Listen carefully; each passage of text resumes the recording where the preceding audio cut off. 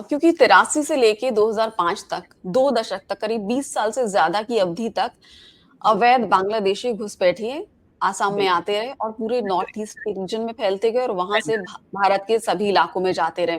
तो बिल्कुल, इस फैसले को सुनाते हुए 2005 में जब आईएमडीटी एक्ट को सुप्रीम कोर्ट ने रद्द किया तो उन्होंने कहा कि इसने इलीगल इमिग्रेंट्स जो थे बांग्लादेशी, उनकी हुँ, भारत में रहने में, आसाम में रहने में मदद की।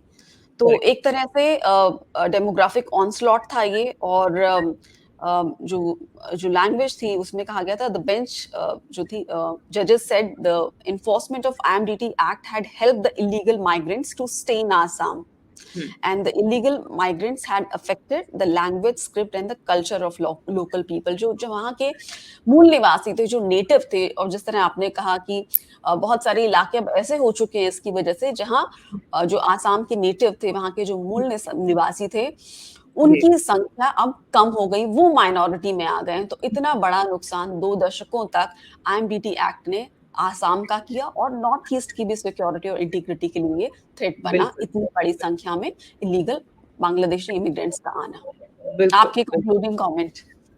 हाँ, नहीं बिल्कुल इसमें लोकल लैंग्वेज, कल्चर के ऊपर जो इम्पैक्ट हुआ आईएमडीटी एक्ट के आने की वजह से, उसके बारे में सुप्रीम कोर्ट ने अपने जजमेंट में कहा है। सुप्रीम कोर्ट ने इनफैक्ट ये भी कहा है कि IMDT act was the biggest hurdle and is the main impediment और barrier in the identification and deportation of illegal immigrants. और जो एक सबसे इम्पोर्टेंट ऑब्जर्वेशन था कि presence of such large number of illegal migrants from Bangladesh which runs into millions is in fact a situation of aggression on the state of Assam and has also contributed significantly in causing internal disturbances in the state of Assam. तो I think ये तो बहुत सारी बातें उन्होंने कही है अपने जजमेंट में।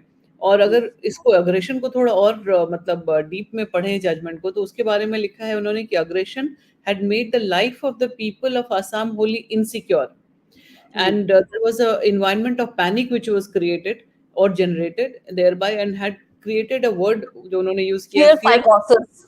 हाँ हाँ। तो अगर उसको आप देखें तो मतलब बहुत क्लियरली समझ में आता है that supreme court realise that this act in itself is going to cause a very long term damage. It had already impacted a long term I mean demography. और उन्होंने इनफैक्ट ये भी लिखा है अपने उसमें कि अगर आप उसके इंक्वायरीज को देखें तो वेर 3,10,759 केसेस आईएमडीटी एक्ट के अंदर उन्होंने शुरू किए थे जिसमें से करीब 10,015 persons were declared illegal immigrants and only ji. 1,481 illegal migrants were physically expelled up to April 30th, 2000. So you can imagine the magnitude of or the number of people who have still stayed and thereafter have grown and flourished in India. तो I think बहुत ज़्यादा impact किया है इसकी वजह से वहाँ के नॉर्थ ईस्ट के डेमोग्राफी पे और आसाम के पर्टिकुलरली डेमोग्राफी पे उसका इम्पैक्ट बहुत ज़्यादा है।